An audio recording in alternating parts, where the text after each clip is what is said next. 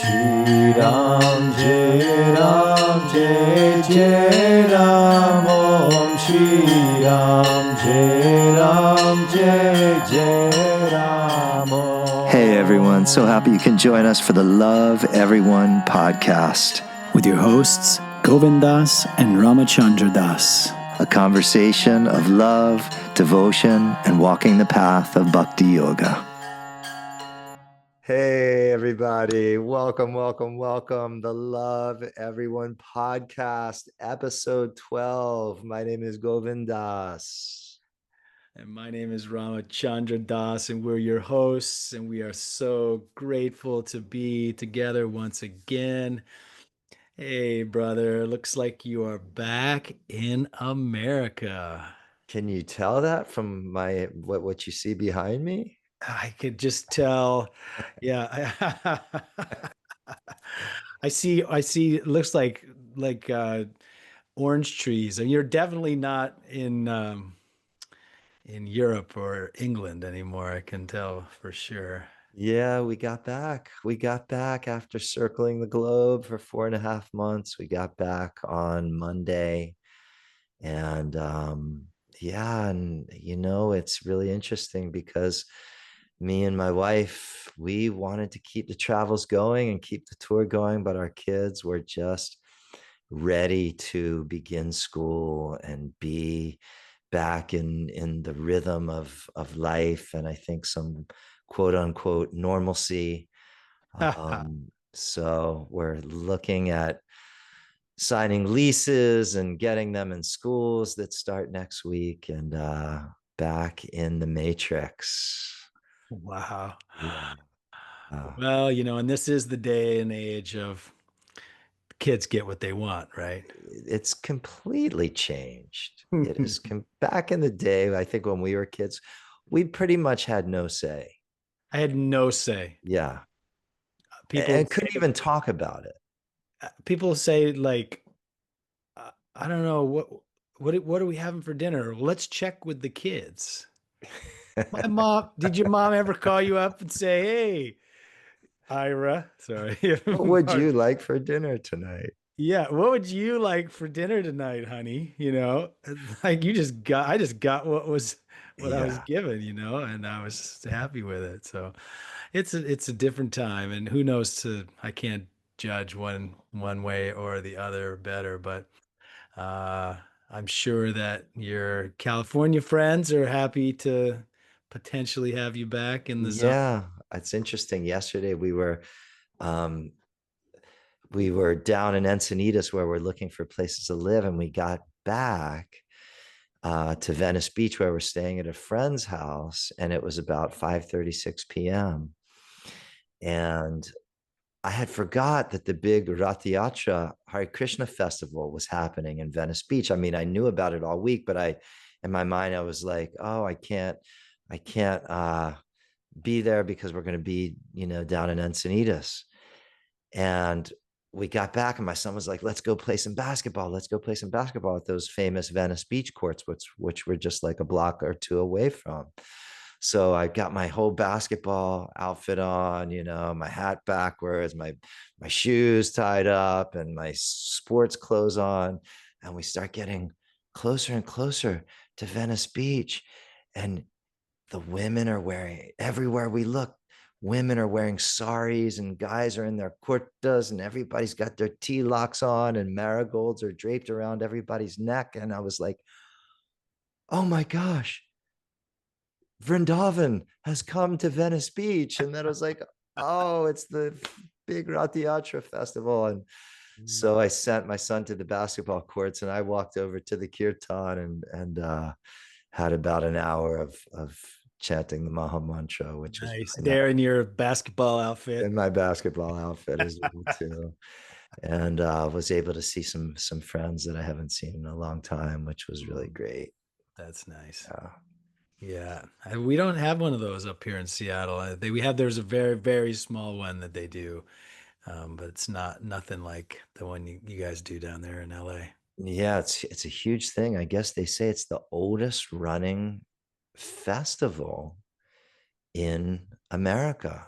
it's 50 years it's been going Mm. without missing a year. Actually, this was 49. I just heard next year will be the 50th year. Wow.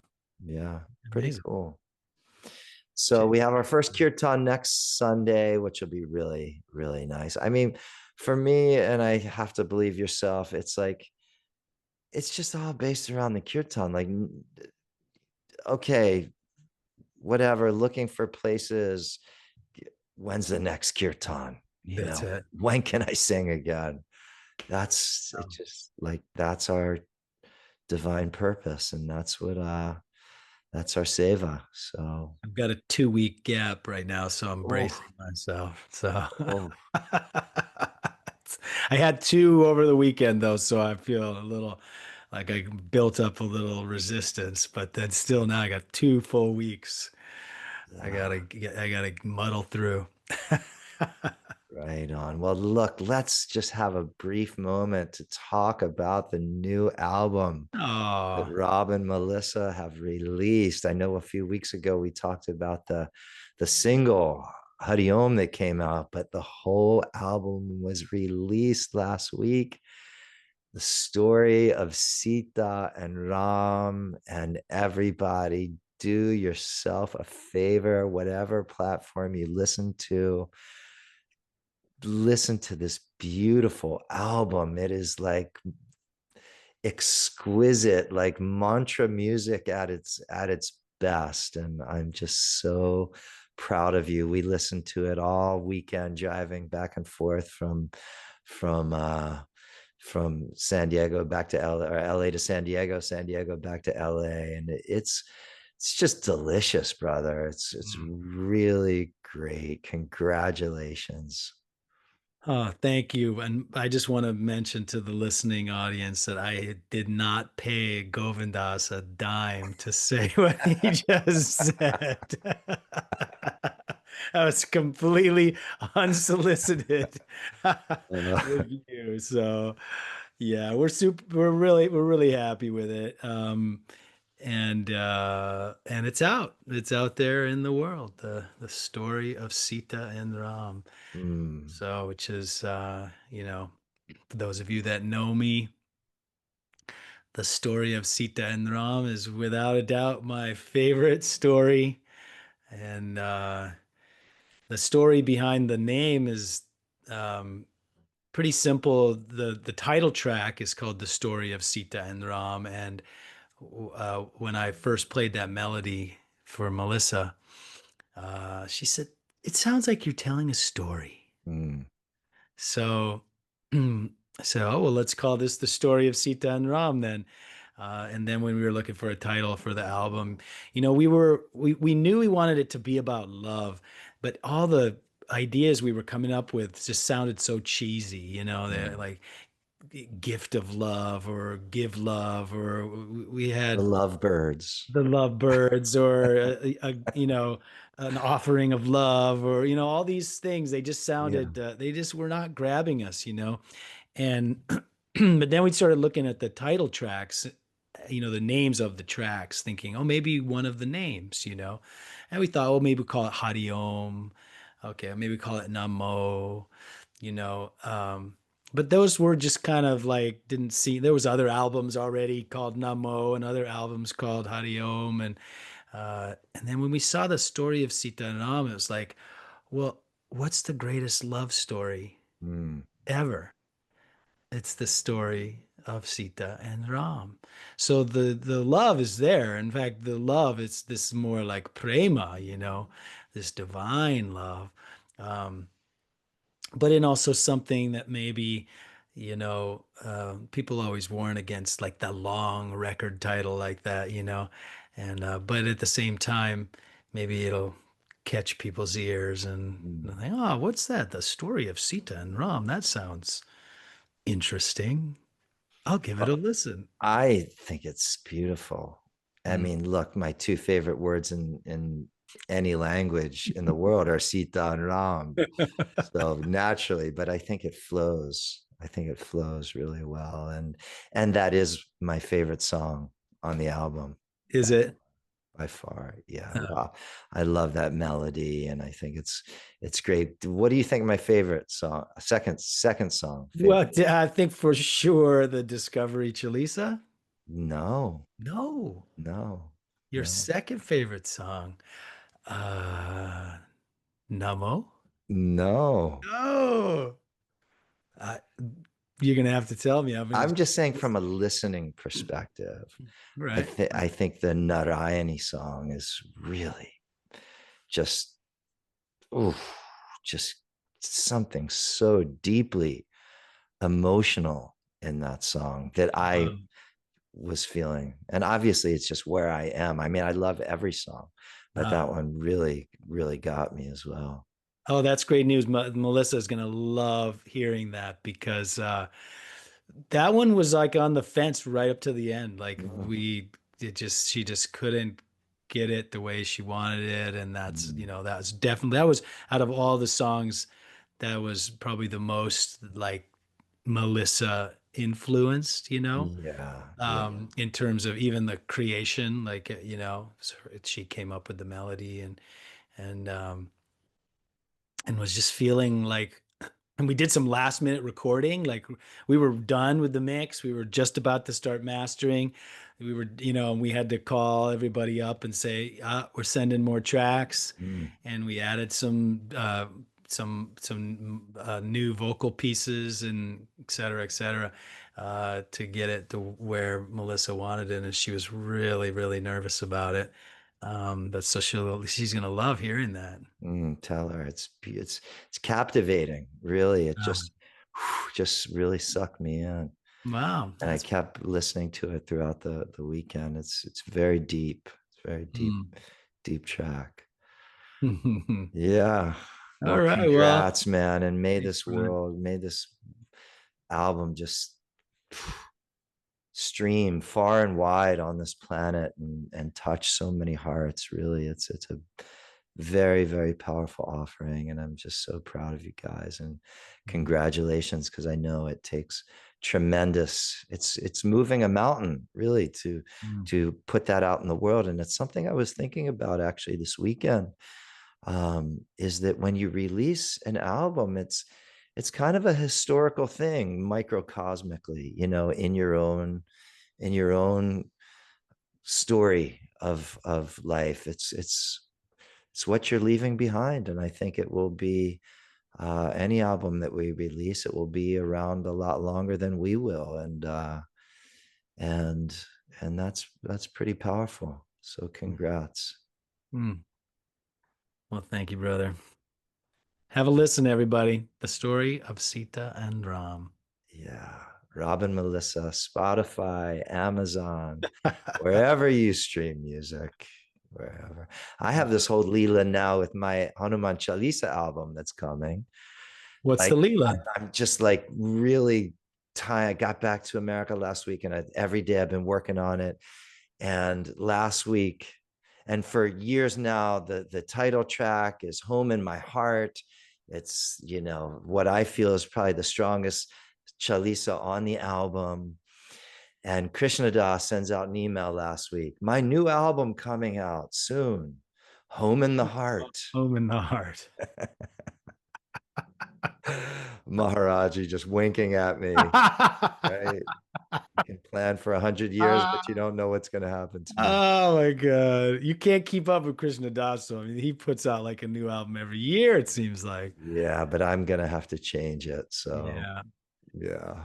Well, from the ashes? No, maybe not. And yeah, I thought about that. Have another, I think this other, um, couple words keeps coming up, like coming home or returning home.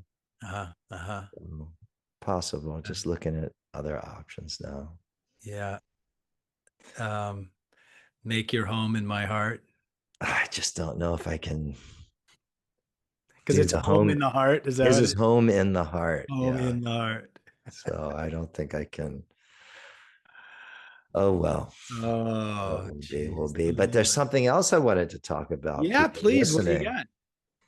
We start our next Hanuman Chalisa sadhana coming up. What is it?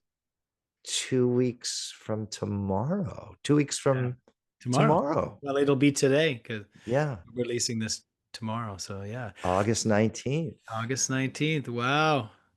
I thank God. Thank God. I miss that so much when we're not doing it. I like the first like 48 hours maybe because I get to sleep in for a day or two. Although my dog just gets me up at the same time, no matter what anyway, but still just like get a little relaxing morning for a couple days in a row. But then I'm just ready to jump back in. Yeah, it's so good. So whoever is out there, you want to dive deep for 40 days it's it. You know what's so amazing? It's the Hanuman Chalisa, but it's just bhakti practice. It's just bhakti sadhana. I This. mean, we do it all, really. There's some meditation ultimately that the recitation that we do is a real meditation, and then there we do a Dharma talk on each line, so we're having that satsang feeling, and then we chant together the Hanuman Chalisa every single day, and we do arti. So. If you're interested in Hanuman, if you're interested in expanding your bhakti practices, if you're interested in just being in satsang with, like-minded people, if you're interested in any of these things or all of these things, which is my situation personally, this is a great opportunity, and we'd love to have you join us. So August 19th, Tuesday, send an email, bhaktiyogashal@gmail.com, and we'll get you all the information to get signed up. All right, All right, let's dive so we've in. done all of our plugs. The Yeah. commercial is over, everybody. Let's jump in. You want to start us with our opening prayers, brother? Yes, let's do it. We invoke the Guru. Om Akanda Mandalakaram Vyaptam Yena Characharam Tatpadam Darshitam Yena Tasmai Sri Gurave Namaha. Salutations to the Guru, who revealed to me the supreme truth, which is unfragmented, infinite, timeless divinity, and which pervades the entire universe. Jnana Timirandasya Jnananjana Shalakaya Chakshurun Militam Yena Tasmai Sri Gurave Namaha. Salutations to the Guru, who opened my eyes, which had been blinded by the darkness of ignorance, by applying the divine ointment of self-knowledge. Guru Brahma Guru Vishnu Guru Devo Maheshwara Guru Sakshat Param Brahma Tasmai Sri Gurave Namaha. Tasmai Sri Gurave Namaha. Tasmai Sri Gurave Namaha. Guru is the creator, sustainer, and the destroyer. Guru is directly the supreme spirit, both manifest reality and the absolute. My reverential salutations to the glorious Guru, who resides in the hearts of all beings as the true self. Bolo Shri Sat Gurudev Bhagwan Ki. Jai. Shri Baba Neem Karoli Santa Maharaj Ki. Jai. Jai Jai Siya Ram. Jai Jai Hanuman Ki. Jai. Mm. Jai Gurudev, Jai Hanuman, Jai Shri Sita Ram. Mhm. Jai Shri Ram. All right, everybody. So this is the moment in the podcast where we spend a few minutes talking about one of the lines, one of the chopas from the Hanuman Chalisa. So kind of an extended version of what we do on our morning sadhanas. We're going to look at chopai number 9 today. It translates as assuming a tiny form, you appeared to Sita, and in awesome guise, you burned Lanka. One more time. Assuming a tiny form, you appeared to Sita, and in awesome guise, you burned Lanka. So the translation, excuse me, the Avadi, the original Hindi, it goes like this: Sukshma Rupa Dhari Siya Hindi Kava Bikata Rupa Dhari Lanka Jarava. One more time. Really take it in. Sukshma Rupa Dhari Siya Hindi Kava Bikata Rupa Dhari Lanka Jarava. Mm. All right. So you want to start us off, brother? Yeah, let's see. Wow, this is a really beautiful moment in the Chalisa that we talk about quite a bit, where the first 8 lines are really describing the qualities of Hanuman, where Hanuman comes from, his lineage. And here Tulsidas takes a turn at line 9 and starts to introduce us to the leelas of Hanuman, the episodes within Ramayana. And this particular episode is really interesting. Sometimes it's called really the heart of Ramayana. And that he, in this quick pivot that he makes, the very first episode that he takes us into is in Sundarkand. Mm. Sundarkand means the beautiful part, the beautiful chapter. And many people consider this like the most beautiful, love-filled, devotional aspect, actually, of all of Ramayana. Hanuman has jumped across the ocean. Hanuman has searched through the island of Lanka. He's looking for Sita. He's looking for Sita. He's looking for Mother Sita. He knows Sita's being held captive, of course, depending on what, whether it's Valmiki's or Tulsidas. He's given some guidance, at least from Vibhishana, and he's told that Sita is in this Ashoka grove, Ravana's favorite and most precious garden. Hanuman jumps up into this tree, so he can just survey the scene, because he's a little fearful that he will scare Mother Sita, because she's been held in captivity for so long and she's in such a sensitive state. So Hanuman is one of his major siddhis that he has, is that he can shapeshift. And so he makes himself into a very, very small, little sized monkey. Hmm. And he begins to tell the story of Ram.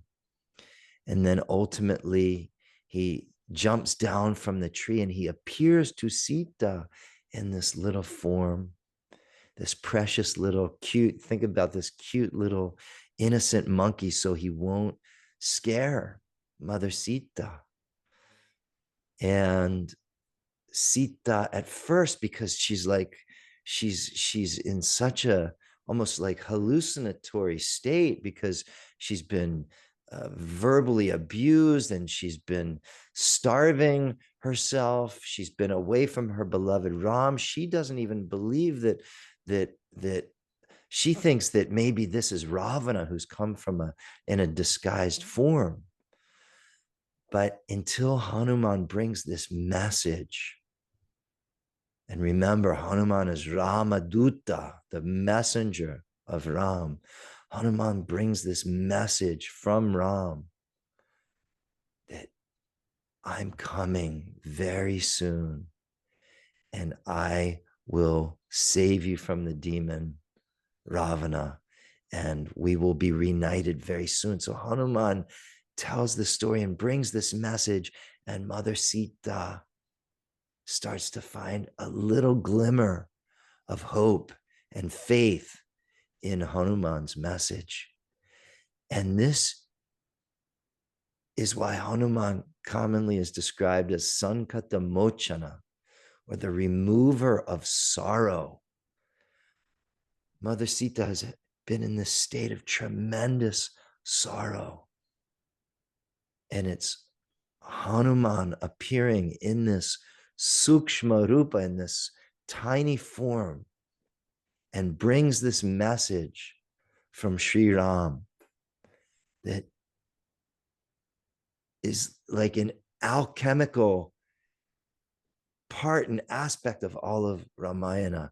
Right here, things start to shift and change for the good. And it's a beautiful moment. It's a beautiful moment of hope and faith. And Hanumanji is the one that does this. So that's, I think, just to get us in it. What do you think, brother? Any reflections? Oh, I was just completely lost in the bob of picturing little Sukshma Rupa Hanuman and there talking with Sita. One of my favorite moments, though, is when Sita, she's so relieved that she's heard this news that Ram is coming. And Hanuman says, and don't worry too, because there's like millions more of monkeys just like me. And she looks at this cute little diminutive monkey and she's like, well, that's wonderful that there's millions of monkeys just like you, but I mean, have you seen the demons? They're pretty, they're pretty strong and powerful and they're big as well. And that's when Hanuman reveals to her his true form. And, there he is now standing there towering over her with his big, bursting muscles and everything, and then he shrinks back down again and she goes, oh, okay. Phew, I guess we're okay if there's a million of you. So, um, yeah, I love so much that Hanuman can be so many different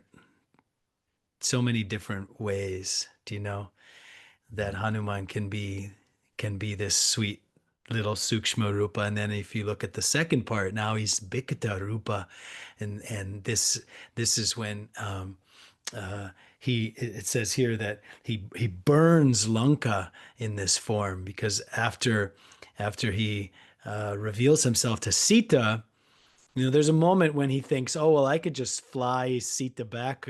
She could just climb on my back. I could fly Sita back to Ram and the whole story would be over here. But, in Valmiki's version, she says, no, I don't want to do that. That would be, improper for me to, you know, to touch you in that way. And that Ram is supposed to come and take care of this. And then Tulsi Das's version, which by the way, last night I just finished reading the Sundarkand. So I'm currently in the middle of the Tulsi Das version. And last night I got to the end of the Sundarkand and it is just such a beautiful experience.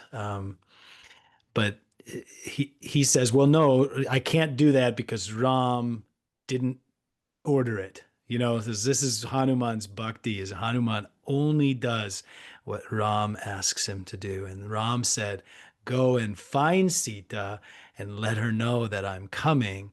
And that was the extent of his instructions. So Hanuman says, no, I better just fly back and follow Ram's instructions.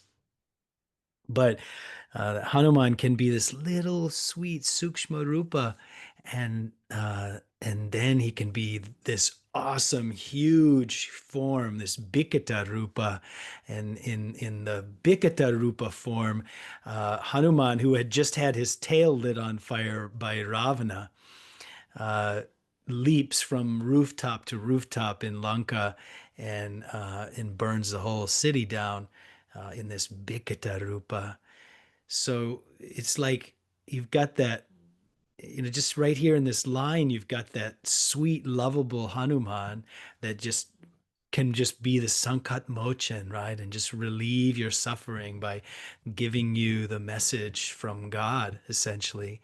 the message from God that God is here and God has never forgotten you. That's the other thing. That was the big relief for Sita, was that when Hanuman said, because she's like, has he forgotten me? Why is he not here yet? Because he's Rama, you know, and and he should have come to recover me by now. And Hanuman says he's coming and he's never for one moment forgotten you. And in fact, the separation from you has been torture for him. And that's kind of a little bit like, sometimes I feel like that's that Sukshma Rupa Hanuman when it comes and crawls on your shoulder and says, hey, psst, remember, God loves you.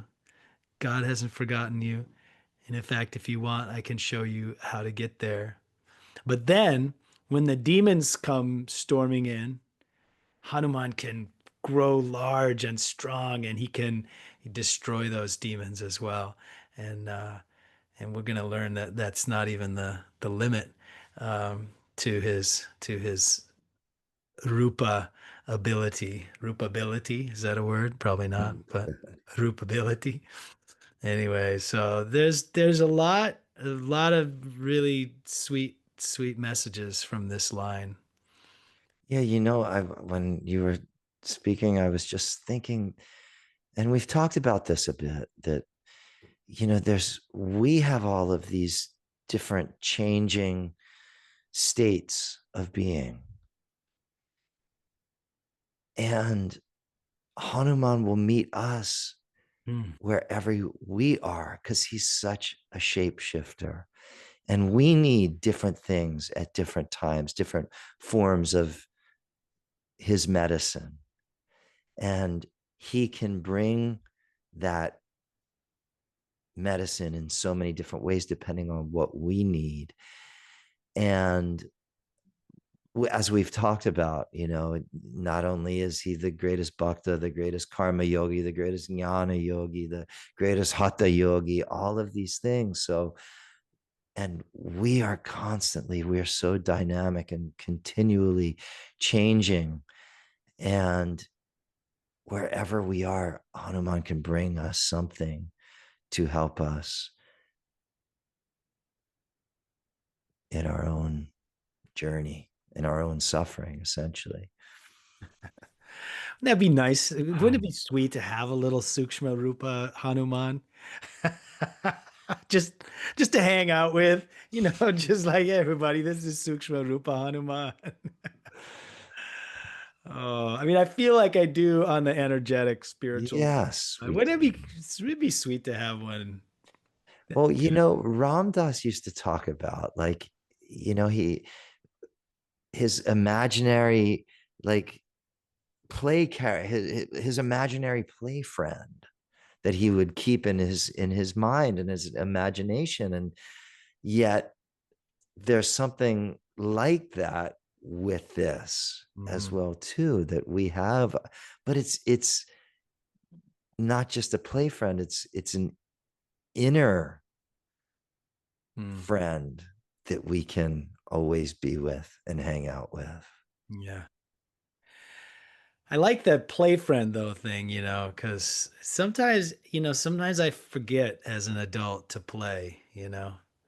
So I like. You forget to, you seem like you're always in that play mode. Well, I was also trained as an actor. So I put on a happy face.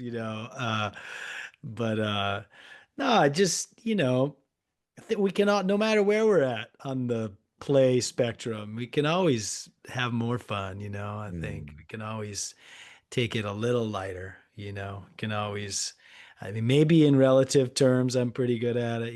But I still find myself, you know, uh, you know, uh, contracting when mm. I could be expanding, you know. I think that word contracting really is a great word. What kind of state are we in? Are we in a contracted state, or are we open? We become, so tripped up on our stuff, on our life, on our relationships, Mhm. that we get in this tight, contracted place until we remember to chant Sri Ram, Jai Jai Ram, or take a deep breath, or chant the Chalisa. So how do we get out of the contracted state, right? Mhm. That's the key, is to recognize that we're in the contracted state, and as quickly as we can, shape shift, right? Shape Yeah. shift our way out of that. Hmm. I really also another lesson I really get from these lines, and we're going to look at the next line next week, which is an extension of this line, is this. I think of Hanuman as he really knows how to read a room. Mm.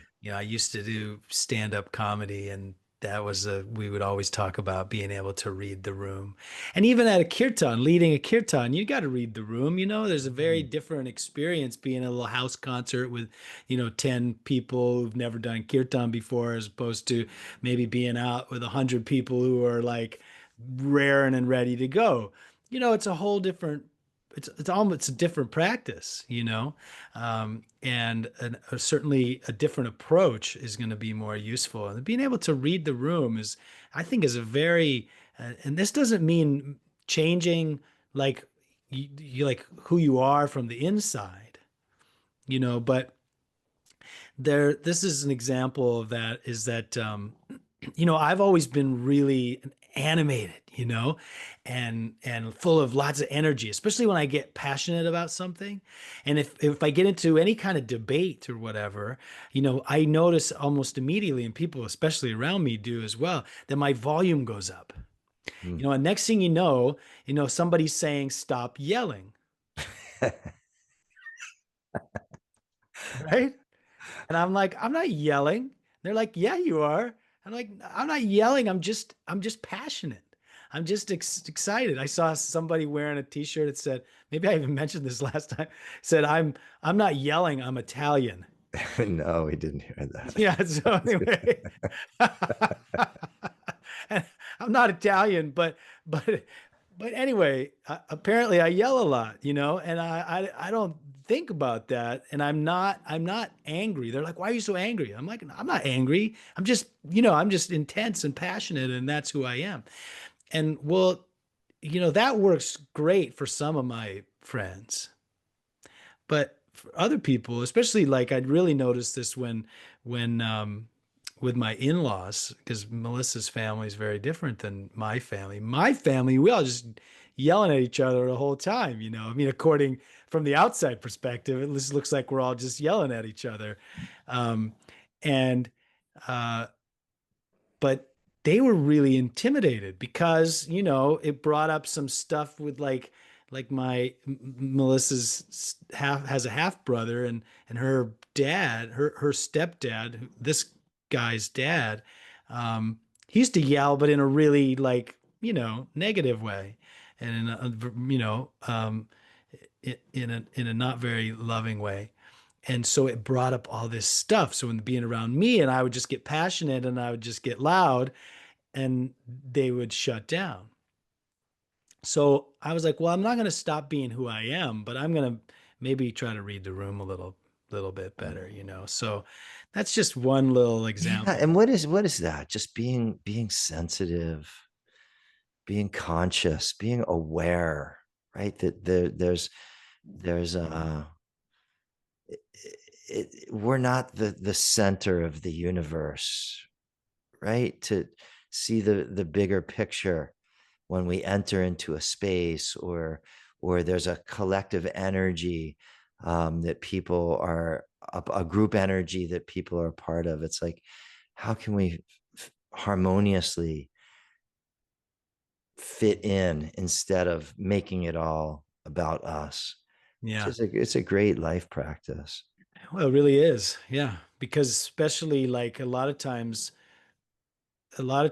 we want to fit in, but by exerting our personality into the situation, and we want to be free and expressive, but at the same time, like you just said, like, we want to keep it from being all about us, right? Mhm. So that's a balance anyway, just expressing yourself, but not making it all about you.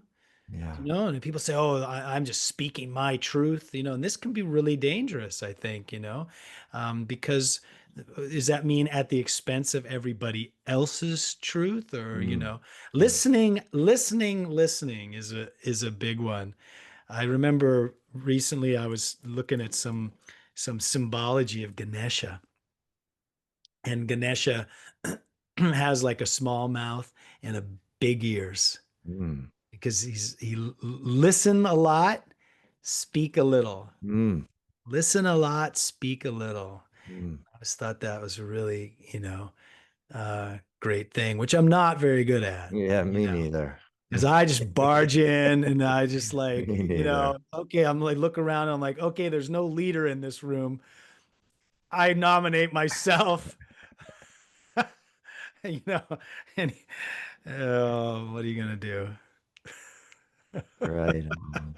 Well, this is there's I think what we're getting at is right here is when we're always trying to unlock these lines of Yeah. the Chalisa, right? We're always trying to say, what's the prescription here? How can we make these lines of the Chalisa practical? Because we've been taught by our guru that every line in the Chalisa is a Maha mantra. So what is this?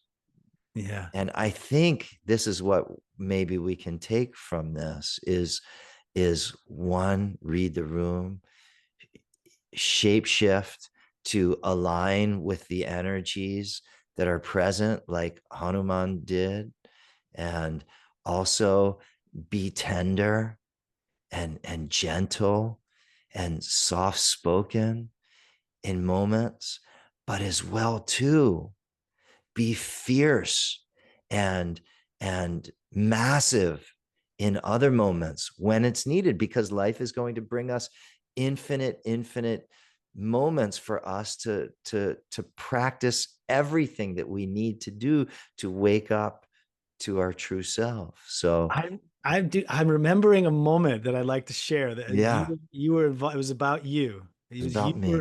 You were doing some shape shifting. Okay. Okay, so this was back at the Bhakti Yoga Shal. It was a Monday night kirtan, and we were all having khichdi, and all of a sudden we noticed you, and I think it was Narayan, were standing there with this guy in the middle of the room, and you were like, I'd never seen you like this before. You were yelling at this guy, and you were being really clear, and you were not like trying to hide it from anybody or anything, and you basically told the guy that he needed to leave and never come back. And then he did, and then boom, you just immediately went back into the post kirtan mode or whatever. And I went up to you, I said, what just happened? Well, the guy had been coming for a few weeks, and he'd been putting $100 bill in the box, but he'd been and then making change for himself and taking like 220s. Do you remember this? So he, And we got tipped off on it somehow. yeah, well, Someone told us because this was happening. well, and you had said you had noticed for a few weeks the box had been light, but you hadn't really thought too much about it because there's ebb and flow. This was back when the Bhakti Yoga was purely donation based, so there was just a box at the back of the room, honor system. You put the money in the box, and and you said, "Oh, I don't really like get too caught up in the box," and but you were like, "But it had been light." Compared to like the amount of people that were there, and you'd noticed a pattern going on, and then somebody had tipped you off, and then Narayan or somebody had actually witnessed him doing it, and then you made him. I remember you guys made him empty his pocket, and he had like $200 in 20s. So he was putting in 100 and taking out 200. Now I don't know what kind of bad karma that is. We do that at a kirtan, a donation-based kirtan, you steal money from the box. I don't Yeah. even want to know what that did to his karmic bank account. But I remember it was like both Melissa and I were like, wow, because we'd never seen you like that, because our Mm. experience of you has always been so mellow and just going with the flow. And it was like, whoa, it's like Govindas is like going to town on that guy. Mm. But it wasn't like you were being rude. It was like necessary. Yeah. It's like you were just saying, like you had to be fierce in that moment Yeah. because that guy had to know that what he was doing. I mean, you could have called the cops if you'd wanted to, but that he had to know that what he was doing was unacceptable. And Yeah, I think that's I think that's a part of it. Like as yogis, and we want to shanti, but there is this thing called dharmic anger mm, that I think is very important, and I always remember Jayu Tal saying the whole spectrum of emotions are divine if they're used in the right way. And like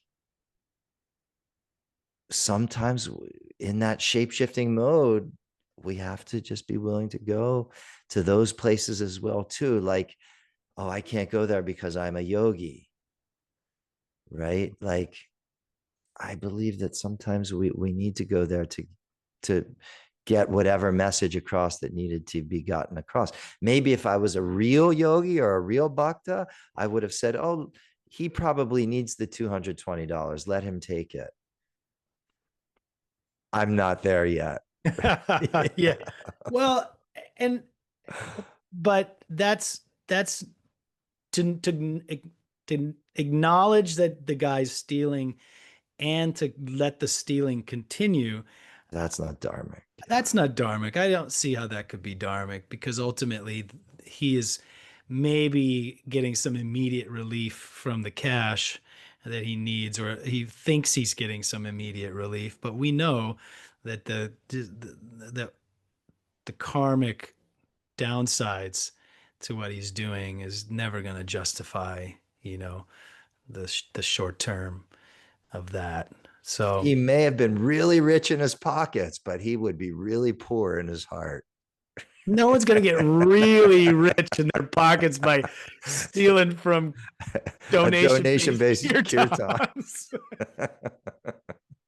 That is not the way to get rich. Yeah, find another place, bro. Come on. Well, I guess there's not very many places with just boxes of cash wide Yeah. open these days. So, Hey, you can't even use cash most places in LA. uh, I'm noticing these I days. know. Yeah. They just won't even take it. Yeah. Yeah. Won't even take it. Yeah. Don't get me started. Yeah. Let's Don't not get even me go started. Let's stay in the bob over here. there.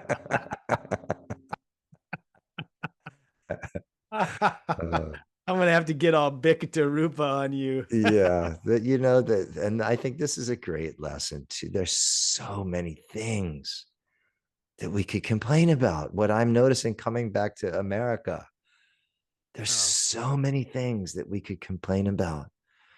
But let's stay in the above. Let's stay in the heart. Who wants to? Because that's an unending cycle. I know. And the I next know. thing you know, you're just all depressed and negative all the time. And let's stay in the above, and and keep praising Hanuman. And That's it.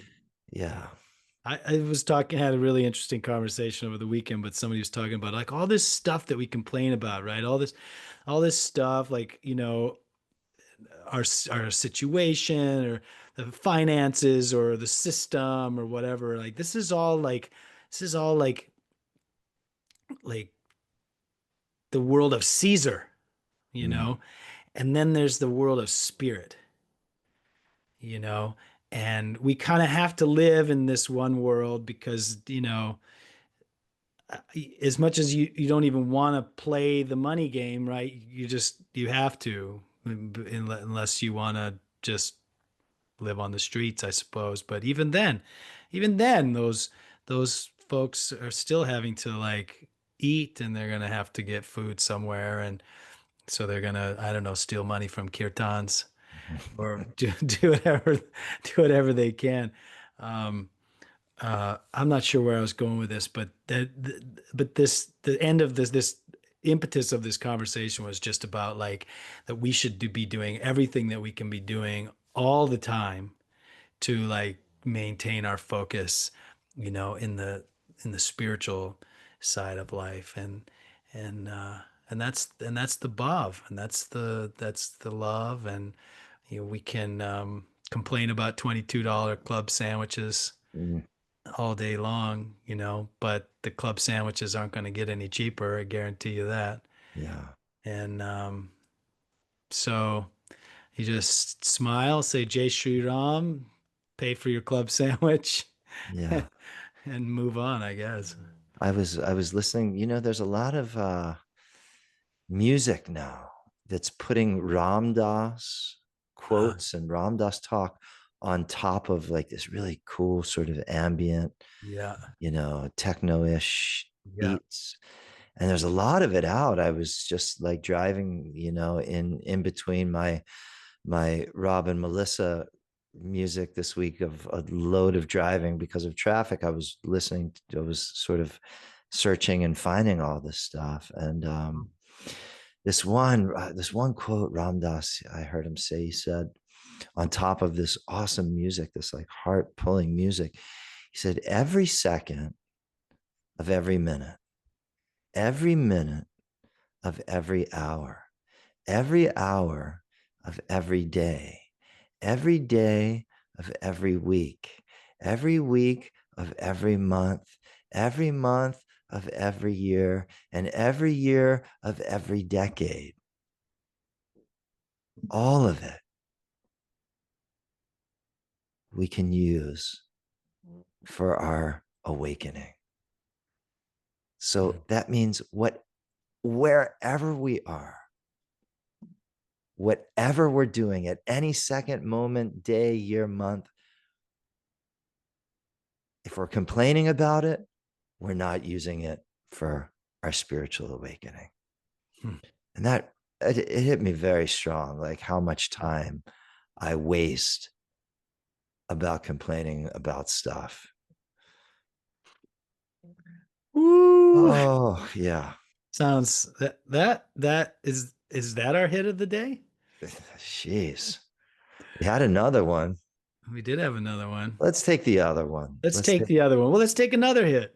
Dude, It's you our can't first. take too many. Can't take too many hits. So we're gonna take everybody. We always like to take a hit of LSD during every podcast. We're going to get high as crap today. We're double down. We're double dosing today. Hey, man, let's take a hit. Hey, before everybody thinks we're about to drop acid on the podcast, I want to just make sure that everyone is aware that this is the OG LSD, everybody. This is love, service, and devotion. So what do you got for me today? What's the Well, we had a great LSD hit a couple episodes ago from Radhanath Swami. If you're not familiar, excuse me, with Radhanath Swami, a wonderful teacher. Many people consider him a great guru. He is from the ISKCON lineage. He has built temples in India and hospices and feeds thousands of people a day. Very, very great guru and teacher. And this is a quote from him, and I think maybe we can try to unlock this a little bit. Wisdom is not about how much we know. It is about how deeply we love, how purely we serve, and how humbly we live. One more time. Wisdom is not about how much we know. It is about how deeply we love, how purely we serve, and how humbly we live. Oh, any thoughts about this one? Any reflections? well, as a recovering know-it-all, which I have shared here in the past, but uh, I think about how many unwise things that I did in pursuit of convincing other people of how much I know. Mm. Mm. All the mistakes that I have made, mistakes of judgment, the inability to read the room, the times that I've just stumbled forward in moments where it was so obvious that I should just leave it alone. How many moments like that in my life that were all based in trying to prove what I knew, how much I knew, prove that I was right, you know? So it's almost like what we know it's not even just that's not the definition of wisdom, but what we know, honestly, is an obstacle Mm. or can be, at least in my experience, can be an obstacle to true wisdom because it's actually blocking us from listening to our heart. Or Christians talk about the small still whisper of God. Look, that whisper is so quiet and it's so gentle that when we are in our brains and we are so proud of all the things we know and we're all full of ourselves because of our knowledge, I mean, I can't hear that voice Mm. at all. The voice isn't even audible. And so, in the second, so that's just that first line was, Mm. you didn't even need to keep going. I was already tripping. I was feeling it coming on. I was feeling it coming on before you even started that whole second half of the quote, by the way. That's Wisdom, you could just say that's great. wisdom isn't about how much you know, Mm. but it's about how much you love, It's about how deeply we deeply you love. love. Yeah, Oh, how deeply you love. I think that I think that this is a very, very important concept for us to grasp. Wisdom isn't and knowledge are two different things. mm, mm, They're just two different things. They can be related to each other, and it'd be great to have both, but as I was just describing my know-it-all personality that used to like run rampant, you know, um, was causing was was an obstacle to my wisdom. So it's like if we can't have the wisdom, I mean, if we can't have the knowledge without the wisdom, then just go for the wisdom, you know, because the knowledge, uh, um, and again, we can look at the word knowledge. It depends on how we're translating it, I suppose. But I'm using knowledge because of the word know. And he said in the quote, "It's not about how much you know." And then what is it? So how deeply you how love? deeply we love, how purely we serve, and how humbly we live. Oh, how purely we serve. Oh, That one's, how purely do you serve? I want to serve purely, but I mean, I think actually karma yoga is probably, to me, got to be one of the hardest yogas. I mean, mm, to never be attached to the fruits of your action, mm, to release the attachment to other people's opinions about your work or your art or your creation or your opinion or your ideas, to not be attached, that's really hard. Mm. And then the last one, How humbly we live. how humbly we live. He also talks about as humble as a blade of grass. Mm. I think And that was Chaitanya Mahaprabhu's quote. and I'm not, We should sing kirtan with that uh, in that mood, that we're humbler than a blade of grass. are you humbler than a blade of grass? I was just, excuse my English, fuck no. Oh my gosh, no. You know, Oh, that I'm thinking of Ram Dass, this one Ram Dass quote. He says something to the extent, would you rather be right, or yeah, would you rather be free? that's it.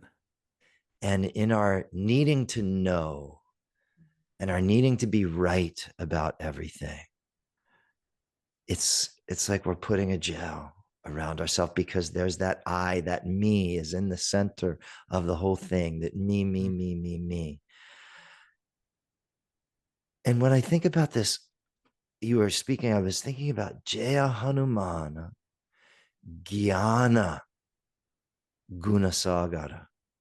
The first descriptive word that Tulsidas uses in Chopai number 1 is Gyana. Well, what is Gyana? He's an ocean of wisdom. Well, how deeply Hanuman loves, we know he's immersed in love. Total immersion, absorption. How purely he serves, nothing is about him. It's always about Sri Ram. And how humbly he is like that blade of grass. So this quote is Hanuman. We said that at the same time. We always bring it back.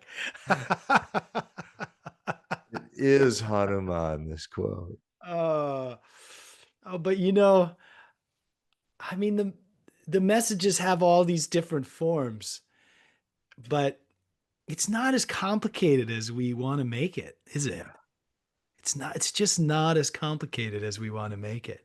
Yeah. And I was, you were talking, okay, I thought of a story I wanted to share, and now it's gone. And I think the question is it's the age-old question. We see what the prescription is: less of me, less ego, more love, deep love, service, humility. But how do we actually engage that in our lives? And yes, we can chant the Chalisa and chant the name of Ram. Well, I've seen many people that are absorbed in that, and their egos are still huge. So there's even something else I think that has to happen. And I think that's a definitive focus that amidst doing these practices, that less of me and more of thee. It's a practice, right? It's a moment of every second of every minute of every right. It's coming back to it over and over and over and over, you know. And when it's you know, this practice of humility is it takes so much work, you know. And not only that, like I noticed, like when, you know, you get people encourage you to not be humble. Like here's just an example. You say, people say, "Oh, Rama, you know, Rama Chandra does. I really like your album," and I say, "Oh, it's all Ram. You know, I can't take any credit." And people go, "Oh, no, no, no, no, you should. You know, you should." And you kind of, and you feel yourself go, "Yeah, right, I should." You know, I mean, you should take credit for it. You worked really hard on it. You know that you should be proud. You should, and we tell each other you should be proud. I mean, I think you even said to me at the beginning of this when we were talking about the album, you should be proud. And but how do you be proud and then not proud? That's the thing. And so proud and humble at the same time. And I think there's a way to find a balance. Like all life is a balance, and there is a way, but it's a challenging way, to say, I'm going to feel good about myself and love myself and have self-esteem and also be humble Mm.